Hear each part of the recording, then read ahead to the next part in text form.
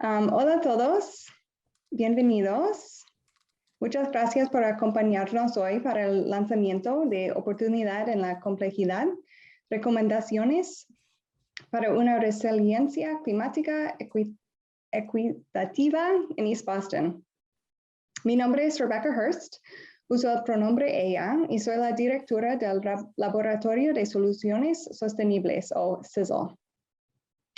CISL es un instituto de investigación y acción enfocado en garantizar que las personas y comunidades históricamente excluidos estén seguras y saludables frente a la crisis climática. Antes de comenzar, me gustaría reconocer que estoy en Boston, en las tierras tradicionales de la gente de Massachusetts. Cuando tenemos conversaciones sobre el cambio climático, es fundamental que reconozcamos la larga y dolorosa historia de extracción y colonialismo que nos trajo a este momento. Estamos muy emocionados de publicar esta investigación hoy y esperamos que sea una adición útil a la conversación más amplia sobre la adaptación climática justa y a la resiliencia verdadera. El profesor Antonio Raciti enmarcará la conversación. Patricio Beloy, CISL Fellow y estudiante en el McCormick Graduate School y autor principal, presentará los hallazgos y Fabián Torres Alvía reflexionará sobre el informe desde su perspectiva como director interno del Instituto Gastón. Terminaremos con algo de tiempo para preguntas. Esta conversación está grabado y compartiremos la grabación con los asientos una vez que se haya cargado. Entonces, empecemos. Antonio, adelante. Okay, gracias, Rebecca. Buenos días a todos. Gracias nuevamente por estar aquí hoy. Quiero dedicar unas palabras a presentar esta investigación dirigida por Patricio Beloy en East Boston y contextualizar este trabajo dentro de la discusión más amplia sobre la adaptación climática y la planificación de la resiliencia. Si bien el informe y su descubrimiento se enfocan en East Boston, también es esencial reflexionar sobre las implicaciones de ese trabajo para toda la ciudad y la región, que actualmente están muy comprometidas en planificar un Metro Boston más resiliente. Esta investigación aporta evidencia relevante en torno a tres temas principales que debemos considerar al discutir la planificación para la adaptación. El primer tema trata sobre la preparación del entorno construido para que esté protegido por los efectos del cambio climático.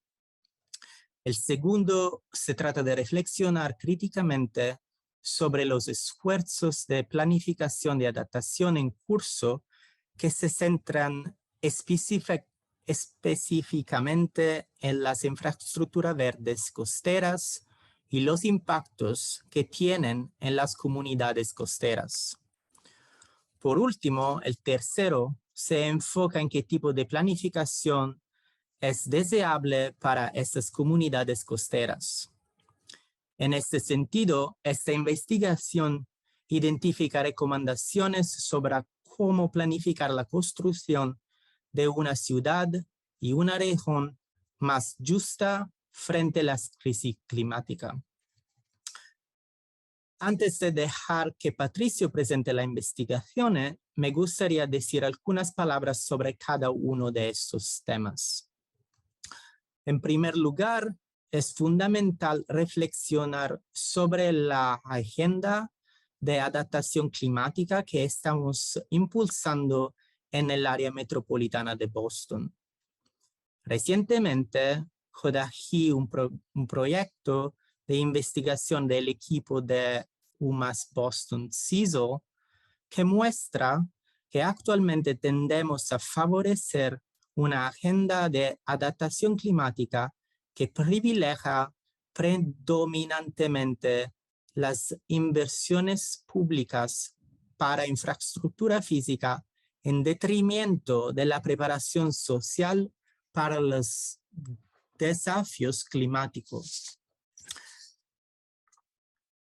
Esto apunta a la necesidad de reflexionar sobre el significado de resiliencia socialmente justa. Este informe destaca la urgencia de repensar cómo integrar la dimensión social de la preparación en los enfoques de la planificación centrados en la resiliencia física.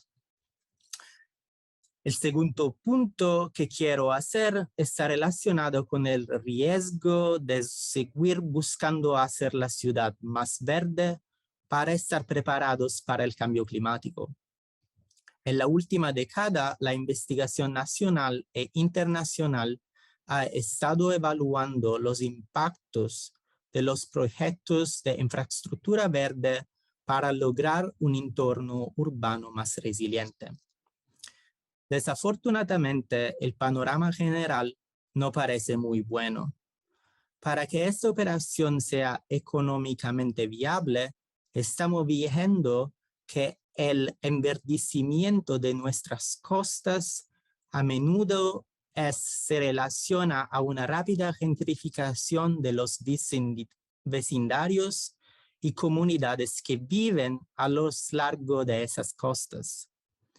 Las infraestructuras verdes pueden ser buenas soluciones técnicas, pero por sí solas son insuficientes. Este informe señala la necesidad de reinventar las intervenciones técnicas como las infraestructuras técnicas, cuestionando quién gana y quién pierde con estos proyectos y cómo podemos poner a disposición una mayor planificación técnica y las habilidades de diseño al servicio de las ideas y necesidades de las comunidades. Por último, esta investigación sugiere repensar cómo planificamos nuestras ciudades para el cambio climático e identifica enfoques de coproducción como formas viables de reinventar la planificación de la adaptación. Los enfoques de coproducción para la planificación de la adaptación climática van más allá de simplemente incluir aportes de comunidades que son frecuentemente silenciadas durante la instancia de consulta. En cambio, estos enfoques consideran a los representantes de estas comunidades como parte del proceso de toma de decisiones. En última instancia, la adopción de enfoques de coproducción para planificar una ciudad y una región más justa frente al cambio climático exige la innovación del sistema legal y de la planificación actual para permitir que las comunidades sean parte integral del proceso. Sin más preámbulos, invitaría a Patricia a compartir sus reportes. Muchas gracias, Antonio. Muchas gracias, Rebeca, también, y a todos quienes hicieron posible esta presentación. Mi nombre es Patricio Belois, mi pronombre es él, y soy estudiante de doctorado del doctorado de Políticas Públicas de la Universidad de Massachusetts, Boston. Voy a empezar mi presentación entonces de este proyecto. Un segundo.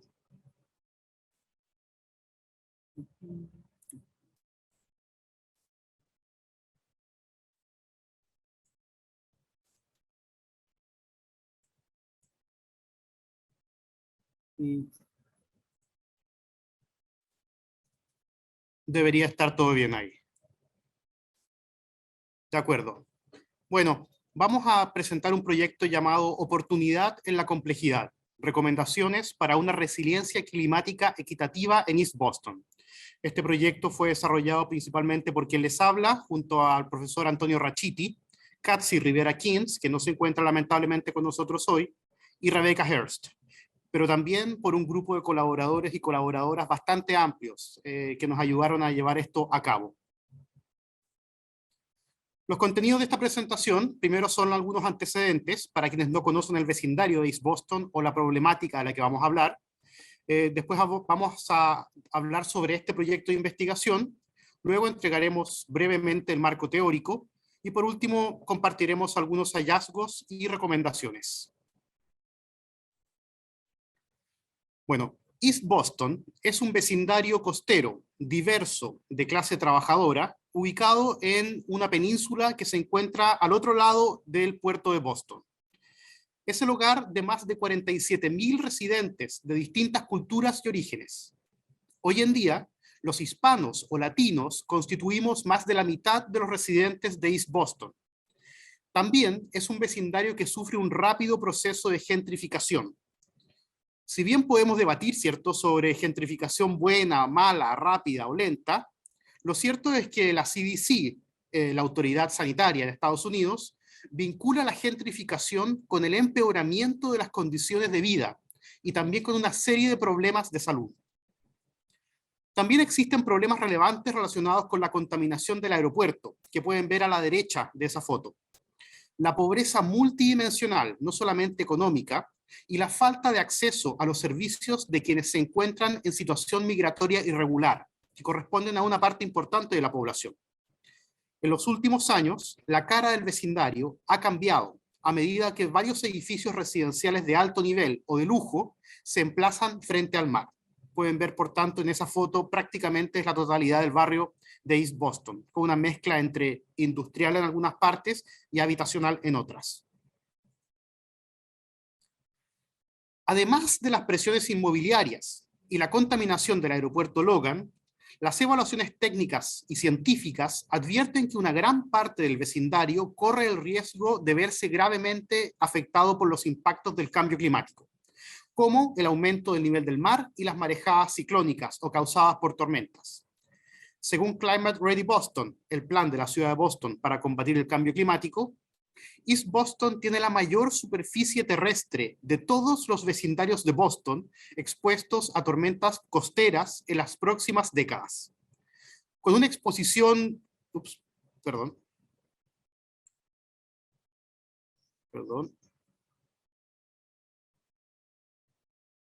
Ahí sí. Con una exposición concentrada cerca del East Boston Greenway, esa de alguna manera línea verde que se ve ahí en el centro del mapa, Maverick Square y los túneles Sumner y Callahan que conectan East Boston junto con la ciudad de Boston, por tanto casi el 50% de la superficie terrestre de East Boston estará expuesta a inundaciones costeras en el evento de probabilidad anual del 1%, tan pronto como en la década del 2070. Algunos de estos puntos de entrada de agua, experimentaron inundaciones significativas durante el invierno de 2018. Quienes viven en la ciudad recuerdan que ese año hubo un par de nor'easters o tormentas, ¿cierto?, que vienen desde la costa bastante importantes. En ese momento hubo una ocurrencia simultánea de una marea alta astronómica, una marejada causada por tormentas y un aumento del nivel del mar, que causaron que los niveles de agua inundaran distintas calles en áreas bajas del vecindario de East Boston. El plan de la ciudad para abordar esta situación, tal como hablaba, y no solo de East Boston, sino de toda la ciudad, se llama Climate Ready Boston. Este plan produjo una visión para East Boston que considera la protección costera con beneficios colaterales como áreas abiertas, plazas frente al mar, intervenciones flotantes verdes y también de concreto, y muelles que mejorarían la conectividad del vecindario. A los residentes en general les gusta esta visión, pero al mismo tiempo les preocupa que no se pueda implementar debido a las limitaciones impuestas por la propiedad privada, las regulaciones existentes, las posibilidades de financiamiento y las compensaciones asociadas para llevar adelante este proyecto. Pueden ver cómo se enverdecería, ¿cierto? Se haría más verde todo el borde costero aquí, y especialmente a la izquierda pueden ver esa zona verde más amplia, está Central Square, con una explanada, ¿cierto? Explanada verde, que conduce incluso hasta un punto de conexión del sistema de transporte. Pero si nos acercamos a esa área que acabo de señalar, el área de Central Square, podemos ver la diferencia entre el paisaje actual y la visión de Climate Ready Boston. En vez de ese paisaje, ¿cierto?, con pasarelas y humedales artificiales o naturales, ¿cierto?, y distintos terraplenes, este centro comercial que ven a su derecha es lo que existe hoy. Es de propiedad privada, es en mayor parte estacionamiento, y la verdad no invita mucho a entrarse al borde costero. El uso del área frente al agua también es un asunto a discutir, porque se encuentra dentro del área portuaria designada, o DPA, de East Boston. Vamos a hablar más sobre esto, porque es importante para poder entender, ¿cierto?, la oportunidad de este proyecto. El DPA, o en este caso, la política de área portuaria designada, se estableció en 1978 para promover y proteger los usos industriales que dependen del agua y las actividades comerciales que dependen del transporte marítimo. Existen 10 DPA distintos en el estado de Massachusetts y 4 en el área metropolitana de Boston. Son Mystic River, Chelsea Creek, South Boston e East Boston. A principios de 2020, la Autoridad de Planificación y Desarrollo de Boston, la BPDA, pidió a la Oficina de Gestión de Zonas Costeras de Massachusetts, la CZM, que considerara la eliminación de ciertas partes del DPA de East Boston. La que ustedes pueden ver en el mapa en color azul. Esas son las parcelas, ¿cierto?, o unidades de planificación, las llaman, ¿cierto?, donde está el uso está restringido debido a esta protección.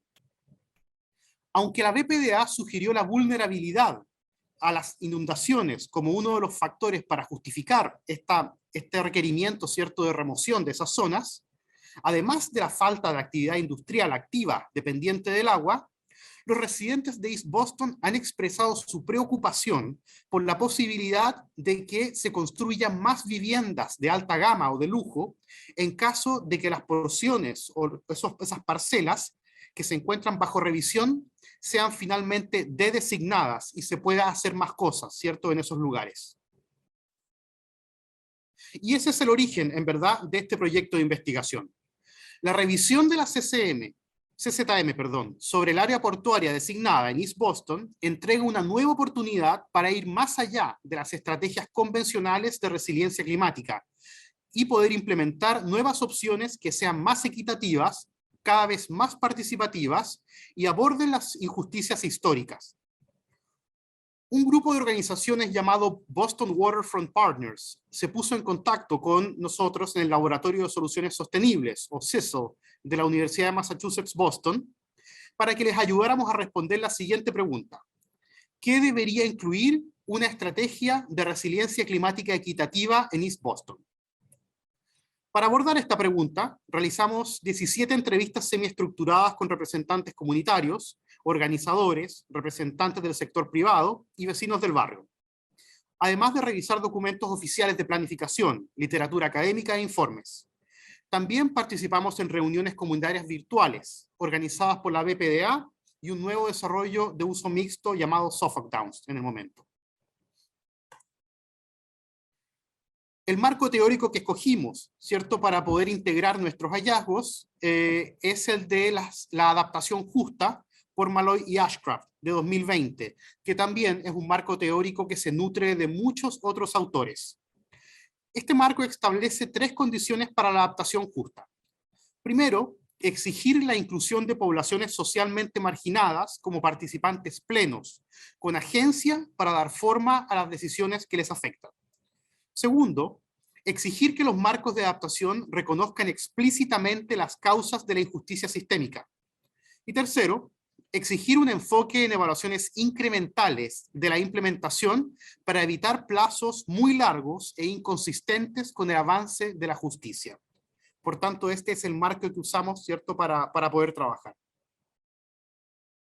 Respecto a la primera condición, exigir la inclusión de poblaciones socialmente marginadas como participantes plenos con agencia para dar forma a las decisiones que les afectan, encontramos que la mayoría de los entrevistados compartió una insatisfacción histórica con los procesos de planificación y las interacciones con los desarrolladores inmobiliarios, a pesar de las recientes mejoras en la participación de la comunidad y la vinculación. Como resultado, algunos residentes cuestionan el papel de la BPDA y otras agencias públicas en el liderazgo de los procesos de participación comunitaria. Los vecinos también denunciaron una relación bastante compleja con Masport, la autoridad portuaria, de la que vamos a hablar un poco después. Esta es la autoridad portuaria que maneja el aeropuerto Logan y es dueña de una buena parte del borde costero. En la opinión de algunos residentes, la relación que Masport tiene con el Estado es un poco difusa. Es una cosa entre privada y pública que la gente no entiende bien. De forma creciente, la comunidad asocia peligrosamente a Masport con el proceso de gentrificación que vive el barrio, debido a que son los dueños de distintas tierras que están en el borde costero. Los activistas comunitarios, por su parte, reconocieron dos limitaciones también que impiden que las comunidades más marginadas puedan participar más activamente en las consultas. La primera, algún grado de división entre comunidades del barrio, debido a tamaño, ciertos recursos y también culturales. Y la segunda limitación es una limitación de recursos, particularmente para pequeñas organizaciones de base. Esto respecto es un resumen, ¿cierto?, de los hallazgos para cada condición, pero en el reporte completo pueden encontrar información bastante más completa. Respecto a la segunda condición para una adaptación justa, o sea, exigir que los marcos de adaptación reconozcan explícitamente las causas de la injusticia sistémica, los residentes reportan que los problemas socioeconómicos más urgentes están relacionados con la vivienda y la asequibilidad a largo plazo, lo que está amenazando la preservación de la comunidad diversa del vecindario. El desarrollo de la zona costera no ha traído la prosperidad económica a los antiguos residentes, por lo menos como se esperaba. Algunos cuestionaron la idea de que mayor desarrollo inmobiliario esté ayudando a aumentar el stock de viviendas asequibles. Según muchos, las nuevas áreas fueron diseñadas para los recién llegados y han creado comodidades que no los alientan a dejar sus edificios e integrarse en la comunidad. Al mismo tiempo, la presión por la vivienda y el encarecimiento de los precios tiene a mucha gente en peligro de desplazamiento y lo consideran algo clave para poder surgir. En esta cita de un representante de la comunidad de East Boston, la persona establece que la vivienda es clave para la estabilidad de la familia, que compite con la comida y forma un círculo vicioso. Una vez que alguien tiene dónde quedarse, dónde dormir, ya puedes concentrarte en tu papeleo para regularizar tu situación migratoria, conseguir algún trabajo o ser dueño de tu propio negocio. Respecto también a la segunda condición, los problemas para acceder a una educación de calidad y buenos empleos también son entre los más urgentes en East Boston. Solo el 16% de los jóvenes de East Boston llega a la educación superior. La proporción más baja en Boston, que es la ciudad realmente con algunas de las mejores universidades del mundo, pero también con mucha oferta académica, que no son de universidades de élite. La principal barrera, nuevamente, es la asequibilidad, el alto costo de la matrícula por estudiar y especialmente los costos de oportunidad asociados a la búsqueda de una educación superior. O sea, por estudiar no vas a poder trabajar y ayudar a tu familia. Tras esto, también se habla de oportunidades de empleo, que está conectado. Los residentes sienten que durante la peor parte de la pandemia, la ciudad siguió funcionando gracias a trabajadores como ellos, de East Boston. Los datos muestran que el 87% de los residentes de East Boston que están empleados trabajan en empleos mal pagados, como servicios de protección, limpieza de edificios, preparación de alimentos y otras ocupaciones relacionadas en servicios, que es por mucho la proporción más alta entre los vecindarios de la ciudad.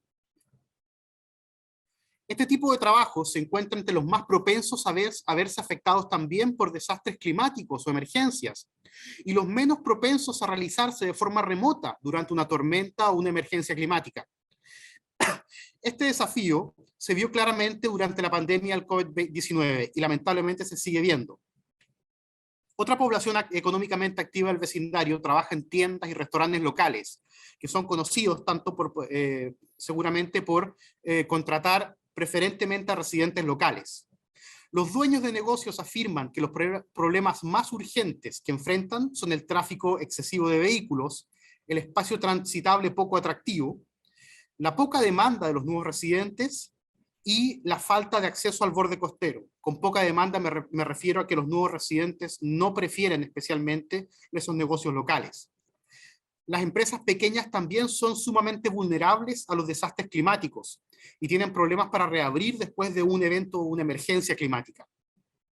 En términos de oportunidades económicas, probablemente los residentes más afectados son los inmigrantes indocumentados y sus familias. Trabajan habitualmente en empleos informales y mal remunerados y tampoco son elegibles para recibir prestaciones por desempleo. Los residentes latinos, por su parte, informan que no se sienten bienvenidos en oficios o trades bien remunerados y sindicalizados, como carpintería, ¿cierto?, como electricidad, etcétera, por lo que estas oportunidades rara vez se incentivan en los más jóvenes.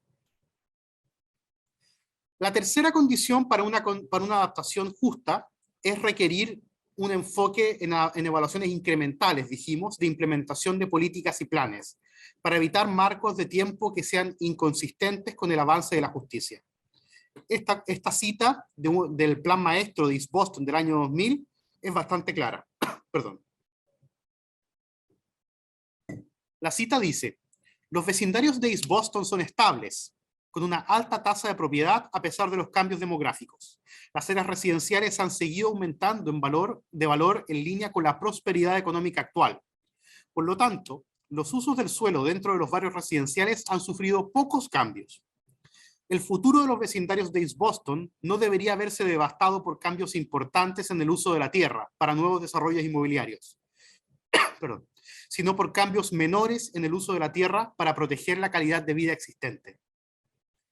Cualquiera que conoce East Boston aquí en la ciudad entiende que esta visión hecha el año 2000, contrastándola con lo que vemos hoy día, está muy equivocada. Por tanto, ¿qué pasó? No hubo una evaluación, un monitoreo, y especialmente por parte de la comunidad, de cómo se iban sucediendo estos cambios en el aspecto de East Boston durante todos estos años. Esto que se planteaba aquí simplemente no pasó. Por tanto, cerramos este reporte que pueden ver evidentemente con más detalles en el reporte oficial, con algunas recomendaciones tanto de residentes como nosotros en el equipo. Tratamos de comprender cuáles son los problemas que los residentes quisieran que se abordaran mediante estrategias de adaptación, particularmente en relación con estas tres condiciones para una adaptación justa: exigir más inclusión, abordar la injusticia sistémica y una evaluación más gradual de políticas y planes. Estas son las recomendaciones que tenemos, basadas, como les dije, en los datos que recopilamos. La primera recomendación es que al revisar la eliminación de la designación de áreas costeras, o DPA, debemos priorizar la visión que tienen los residentes de East Boston sobre el acceso al borde costero para miembros de la comunidad y pequeñas empresas, particularmente en esa parcela de DPA de Central Square, esa que se ve muy distinta, ¿cierto?, a lo que la visión de Climate Ready Boston nos ofrece. Segundo, los funcionarios o oficiales que expliquen ideas complejas que afectarán a la comunidad, ojalá deben ser bilingües y poder participar en debates en el idioma nativo de la mayoría de su audiencia. Esto fue un problema reportado por bastantes personas, ¿cierto?, en el que dicen que no pueden funcionar bien o no pueden entender bien ideas complejas que más encima después en una traducción se traducen como ideas simples. Y al responder, también uno puede intentar responder de forma compleja, pero la traducción va a entregar una idea simple. Por tanto, no es realmente participativo para muchos, especialmente si consideramos que casi la mitad de la población es de origen hispano o latino. Una tercera recomendación es para mejorar su relación con la comunidad. Massport, la autoridad portuaria, debe abordar las afirmaciones sobre su modelo de negocio e influencia política a través de un proceso comunitario transparente, con la ayuda de facilitación independiente. Aprovecho de decir que en caso de preguntas, ¿cierto?, existe el box de Q&A o preguntas y respuestas que está abajo. Pueden escribir sus preguntas ahora, ¿cierto? Y luego las responderemos en la siguiente sección. El último set de recomendaciones nos dice que las agencias de planificación o los grupos comunitarios organizados deben fomentar el uso de mediadores profesionales neutrales para ayudar a gestionar la participación de la comunidad, generar confianza y apoyar la generación de una visión común para la resiliencia climática equitativa, de modo que las agencias de planificación no tengan ese doble rol de regulador y facilitador. Además de la idea de mediación, una propuesta complementaria mencionada por un grupo de entrevistados es que las agencias deberían contratar organizadores comunitarios de East Boston y pagarles por su tiempo, en lugar de desplegar su propio personal para participar en la comunidad.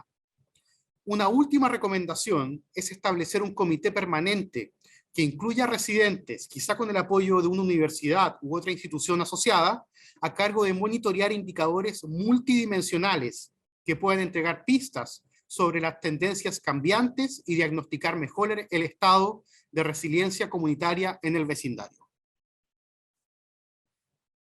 Reflexionando sobre este caso y trabajo anterior que pude hacer sobre construcción de consensos, especialmente en empresas hidroeléctricas y comunidades indígenas en el sur de Chile, a veces encuentro similitudes sorprendentes entre ambos casos.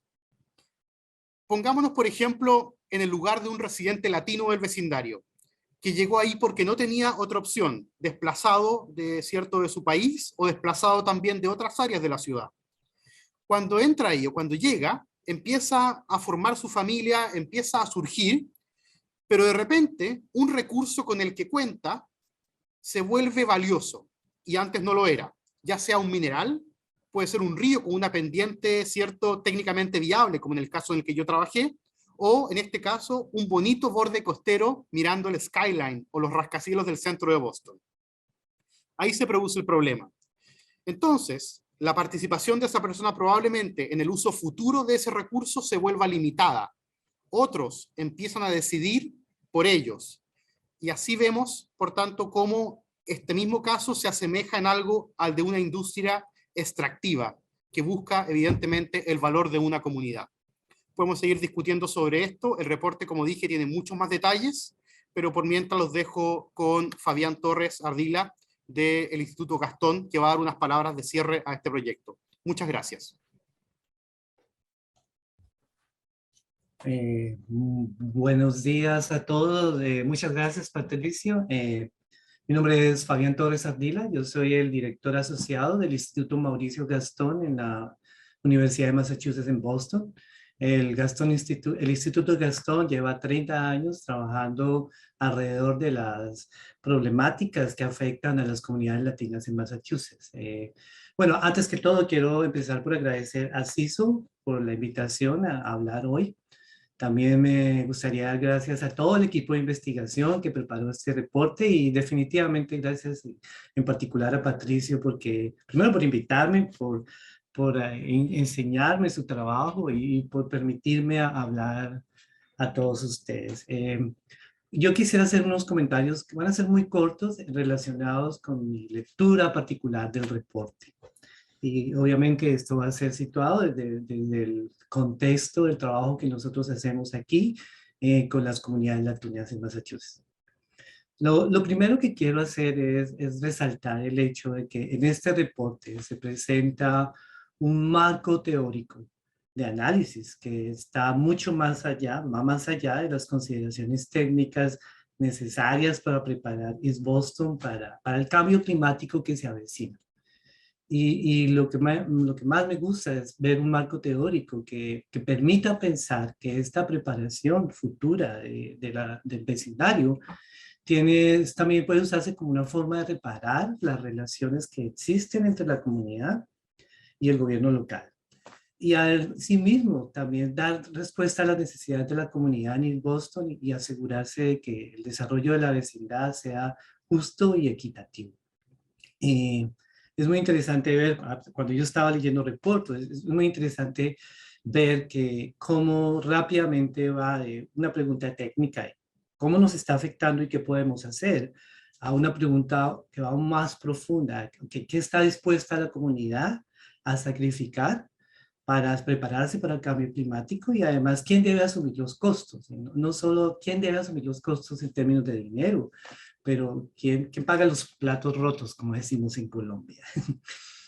Entonces, la otra cosa que yo quisiera hacer, mi lectura de este reporte, no puede estar separada del hecho de que East Boston es un enclave étnico de mayoría latina.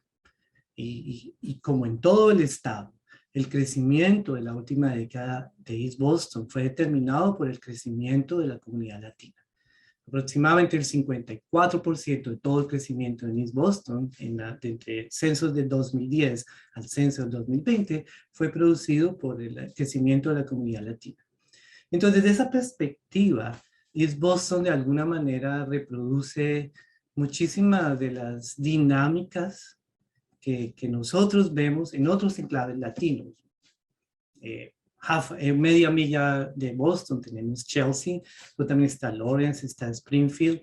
En el mismo Boston tenemos Jamaica Plain y las zonas donde tradicionalmente estaban situados los latinos, donde se concentraron inmigrantes latinos.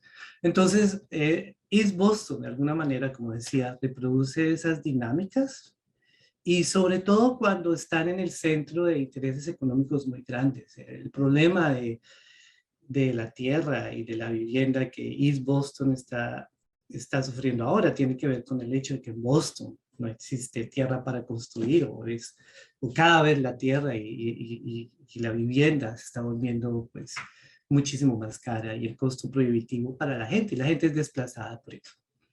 O sea que en mi condición de director asociado del Instituto Gastón, yo quiero concentrarme a hablar desde la perspectiva de cuánto veo que los resultados de los que habla Patricio y el equipo de investigación en este reporte, en cuántos son similares a otras visiones similares de otras comunidades latinas en el estado. Esencialmente voy a mirar en cuánto representan eso.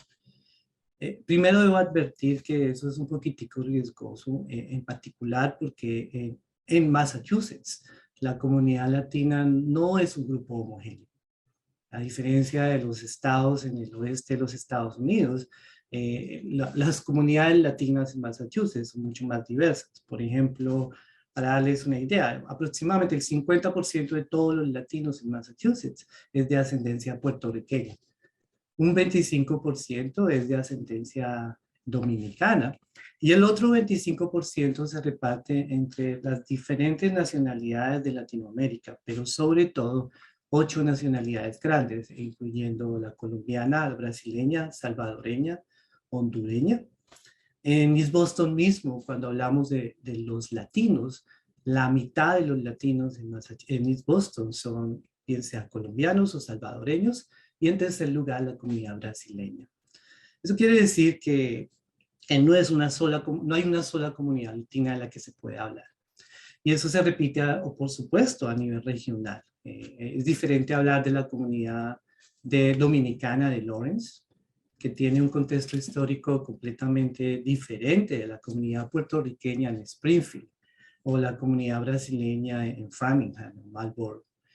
Y tal vez lo más interesante, incluso aquí mismo en la ciudad de Boston, la comunidad latina de Boston tiene una historia y un contexto diferente de la comunidad latina en South End. Existen conexiones, pero los contextos históricos son diferentes. Y principalmente, voy a volver a esto, a la comunidad latina del South End en Villa Victoria, que está a más o menos 2 millas de East Boston. O sea, con esa salvedad, sabiendo que no existe una comunidad latina homogénea a la cual referirse, o sea, que no hay un quintessential latino en Massachusetts. Sí, definitivamente es posible encontrar en el trabajo de CISO y en este reporte una gran cantidad de elementos comunes de las relaciones que existen entre la comunidad latina y los gobiernos locales, y que parecen repetirse fundamentalmente cuando se tiene que tomar decisiones acerca del futuro de la comunidad. Son 3 aspectos en los que yo me quiero referir. El primero tiene que ver con los mecanismos de participación de la comunidad en la toma de decisiones. El segundo tiene que ver con el reconocimiento o no del valor que la comunidad latina agrega a la ciudad y al vecindario, en este caso en particular. Y el tercero tiene que ver con la necesidad de incrementar la representación latina en los cuerpos políticos locales y estatales. Pues con respecto al primero, acerca de los mecanismos de participación de la comunidad, una cosa que hemos observado en nuestro trabajo es que la mayoría de las veces que trabajamos con comunidades latinas, los latinos que nosotros hablamos no ven que en estos procesos participativos sean inclusivos.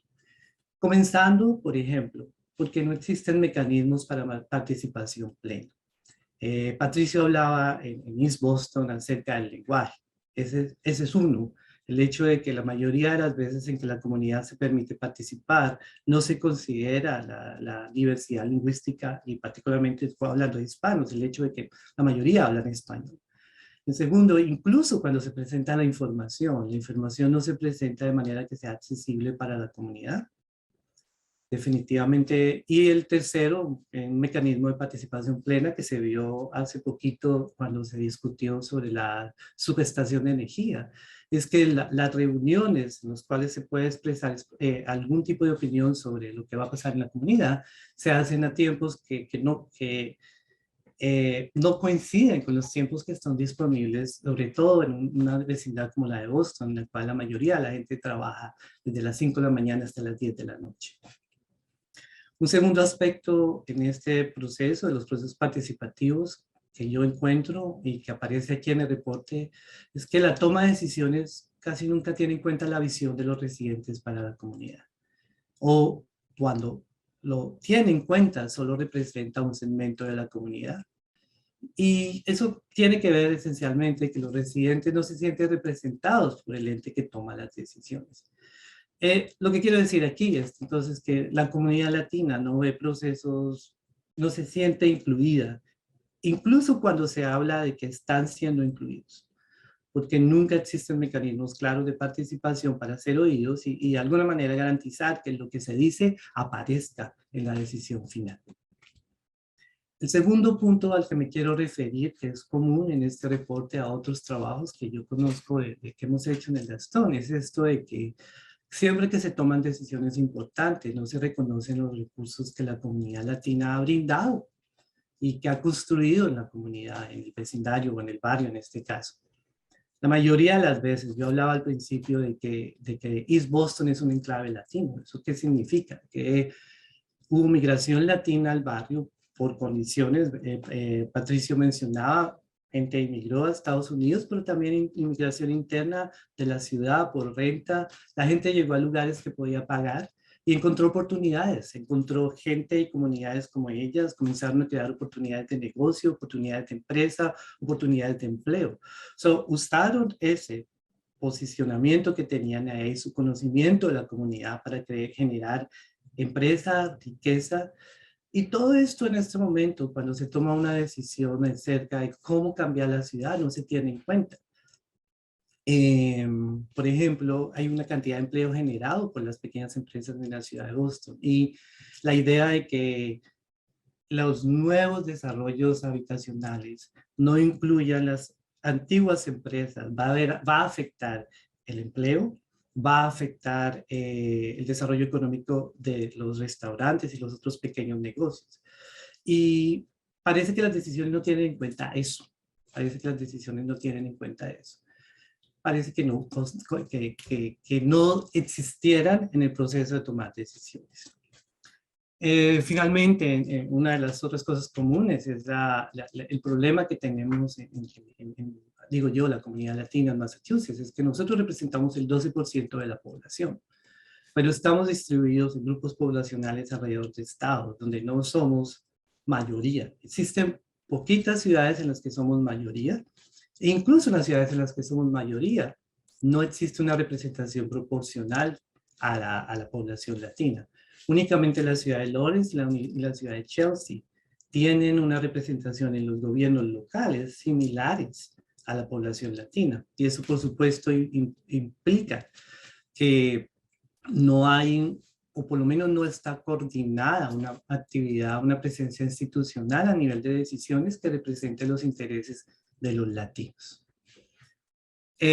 Como decía, esta es mi lectura que hago desde reporte, pero yo quisiera llegar a otra cosa, que lo que está pasando en East Boston ya ha pasado también en la ciudad de Boston y en otras regiones. Y también tenemos ejemplos de casos en los cuales la respuesta de la comunidad ante esos cambios se hizo manifestar y lograron cambiar decisiones. Y por eso quiero volver a Villa Victoria, en el South Bend, a 2 millas de East Boston, que en 1968, recuerden ustedes, la comunidad puertorriqueña de la parcela 19, se llamaba en ese caso, iba a ser desplazada para cambiarlo por otras ofertas habitacionales.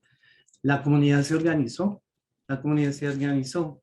creó alianzas y logró convencer a la ciudad y a los mecanismos de decisión que ellos podían y sabían mejor cuál es el futuro que tenían y podían tomar decisiones mejores acerca de su comunidad. Y entonces es posible encontrar respuestas diferentes si la comunidad se organiza y crea coaliciones. Y yo quiero terminar mis comentarios de este reporte alrededor de eso, alrededor de lo positivo que encontré en este reporte. Porque lo que logra verse a través del reporte y las contribuciones de las personas entrevistadas es primero el compromiso tan enorme que tienen con la comunidad. Y sobre todo, a mí me parece importante resaltar, es que tienen muchísima mayor claridad en entender el problema, cómo los va a afectar, y probablemente más capacidad para pensar otros futuros posibles que sean mucho más equitativos y que respondan a las necesidades de la comunidad misma. Yo creo que eso es lo más positivo de este reporte, reconocer que ya existen en la ciudad por lo menos el germen de muchísimos mecanismos de participatorios y organización de la comunidad para responder a estos retos. Muchísimas gracias de nuevo a Ciso, a Patricio y a Antonio. Muchas gracias a ti, Fabián, y a todos quienes participaron en este estudio. Antes de ir a las preguntas, me gustaría darles una sorpresa a quienes nos están escuchando y viendo, y es que hubo novedades. Ayer se emitió finalmente la decisión de la CZM respecto a la designación de parcelas, ¿cierto?, de unidades de planificación que iban a ser retiradas del DPA, como estaba explicando, y la decisión es sumamente beneficiosa para la comunidad de East Boston, porque no se van a designar esas parcelas donde probablemente, ¿cierto?, iban a quedar abiertas para más desarrollo inmobiliario de lujo, y por lo menos durante los próximos 5 años esa decisión no se puede revertir. Por tanto, tenemos 5 años claves para trabajar en una resiliencia, ¿cierto?, en East Boston que sea más justa, más equitativa, con participación significativa de las personas, que aborde la injusticia sistémica y también con un diseño donde la comunidad vaya en plazos concretos, en plazos cortos, ¿cierto?, viendo cómo va resultando esto y tomando las decisiones también que competen a la forma en que viven. Por tanto, es una buena noticia, estamos muy contentos, recibimos la noticia ayer y hemos hablado, ¿cierto?, con distintas personas para ver cuáles son próximos pasos. Esperamos que todos acá también puedan participar.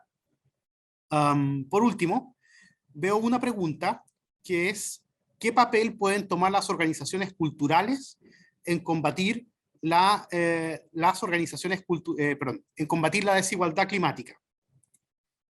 Primero, creo que es importantísimo. Conozco un par de organizaciones culturales en East Boston y lo que hacen respecto a lo que hablaba Fabián, ¿cierto?, es poder unir comunidades que a veces son muy distintas culturalmente. Para los ojos, muchas veces, de un norteamericano promedio, que no está muy dentro de la cultura latinoamericana, pareciera ser una sola, pero no lo es. Y nos gustaría pensar también de que esa unión puede traer muchos beneficios para la organización, que puede permitir, ¿cierto?, una mejor planificación en caso de resiliencia comunitaria, una mayor presión a las autoridades para poder ingresar a estos espacios que muchas veces son difíciles de acceder, espacios de toma de decisiones, etcétera, de la comunidad latina, y por tanto esos espacios de organizaciones culturales son claves. O sea, no pueden ser dejados de lado, y su perspectiva de catalizadores de acción comunitaria deben ser valorados. Veo otra pregunta que dice, ¿puede enseñar el mapa sobre las parcelas que se han designado? Por supuesto. Te voy a mostrar rápidamente. Perdón.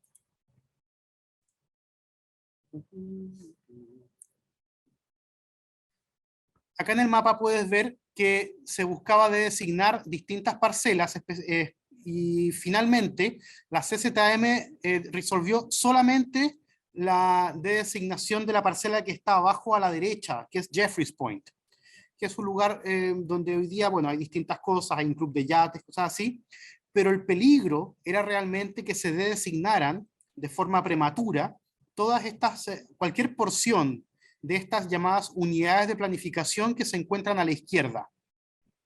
Estas son las que realmente podían permitir en el corto plazo un mayor desarrollo inmobiliario con plazos muy cortos para realmente poder hacer una participación significativa, pensamos nosotros. Por tanto, el hecho de que la designación de esas parcelas que están ahí en la costa que mira hacia el oeste no puedan tocarse durante 5 años nos da oportunidades para poder pensar una nueva forma, ¿cierto?, de resiliencia comunitaria que integre esa visión de los vecinos que involucraba áreas abiertas, espacio para poder trabajar, ¿cierto? Que la comunidad sea dueña de eso y que no sea básicamente una ciudad distinta dentro del vecindario. Pensamos también, y las organizaciones con las que conversamos lo piensan, de que existen posibilidades de implementar resiliencia aún con los DPA existentes. Por tanto, no era una razón, ¿cierto?, muy poderosa el que esos DPA siguieran ahí establecidos para decir, si no los quitamos, no se puede hacer nada. No, eso no es real, y por tanto, esta decisión nos tiene contentos y contentas, y esperamos que durante estos 5 años se produzca un trabajo interesante, ¿cierto?, con las comunidades y poder así lograr, ojalá, una resiliencia climática realmente equitativa y justa. No sé si alguien más tiene alguna pregunta. Acaba de aparecer algo. Gracias a ti, Gabriela. ¿Puedo decir algo alrededor del Por papel favor. de las organizaciones culturales también, además de lo que tú hablas de la posibilidad que ofrecen de conectar las comunidades? Una cosa importante es que muchas de esas organizaciones culturales tienen una larga historia y como tal también son una manera, tienen la memoria histórica e institucional de lo que ha venido pasando. Que eso muchas de las administraciones locales a veces no tienen. Cuando, por ejemplo, en una de las recomendaciones se hablaba de que haya representantes de la comunidad. Porque muchas veces cuando en la toma de decisiones o cuando vengan a oír, muchas veces la gente que va de las comunidades no conoce la historia de la región o no conoce la historia del vecindario. Y esas organizaciones culturales llevan muchísimos años, que pueden ayudar a la gente a entender el contexto histórico de todo lo que ha venido pasando. Muchas gracias, Fabián. Gracias también, Antonio, por todo el apoyo en el trabajo de esto. La verdad, ayudar a hacer sentido, a entender realmente los datos que se han recolectado, se logra a través de más gente, no solamente una persona, y estoy muy agradecido especialmente del apoyo del Sustainable Solutions Lab, del Laboratorio de Soluciones Sostenibles de la Universidad de Massachusetts Boston, de la oficina de la decanatura de la Escuela de Graduados McCormack, y especialmente de todas esas personas, residentes, organizadores, activistas, dueños de negocios que tuvieron la amabilidad de conversar con nosotros y nos contaron, ¿cierto?, sus perspectivas respecto a lo que es mejor para su barrio. Agradecidos también por quienes nos acompañaron hoy día, y veo que también acá en Q&A Gabriela dice que otra barrera para la participación de la comunidad es que no se piensa integrarlos hasta el final. No se deja dinero ni tiempo para hacerlo bien. Nos pregunta si vimos eso en la investigación, si tenemos recomendaciones. Existe algo sobre eso también. E incluso hay claro, el aspecto con Massport es importante porque resulta que ellos también proveen de financiamiento a muchas organizaciones y se produce también, ¿cierto?, un escenario un poco complejo, ¿no?, en que uno pasa a ser financiador, regulador, facilitador al mismo tiempo de discusión comunitaria, y es algo que, como dice Gabriela, tiene que investigarse mejor. Además, como comentaron, aún cuando se comunica en español, se usan conceptos y vocabulario que no son conocidos por todos. Hemos participado en otras reuniones donde se ha hablado de esto, y la gran gracia quizá que tiene que alguien pueda hablar con propiedad y en representación de una organización en el idioma de las personas es que esos conceptos técnicos pueden ser explicados, pueden ser contrastados, pueden ser mucho mejor definidos que por un traductor. En nuestra opinión, se le deja una tremenda responsabilidad a los traductores que, en casos como East Boston especialmente, donde tanta gente puede entender y entiende muy bien ideas complejas en español o portugués, debiera ser abordado. Muchas gracias, Gabriela, por tus comentarios. Y con esto, si no hay más preguntas, estamos cerrando, por tanto, esta primera presentación. Luego de esta tenemos una presentación en inglés. Priorizamos la presentación en español hoy y estamos felices en el Laboratorio de Soluciones Sostenibles de hacerlo. Ojalá podamos seguir haciéndolo. Agradecidos de corazón, por tanto, por su participación. Muchas gracias.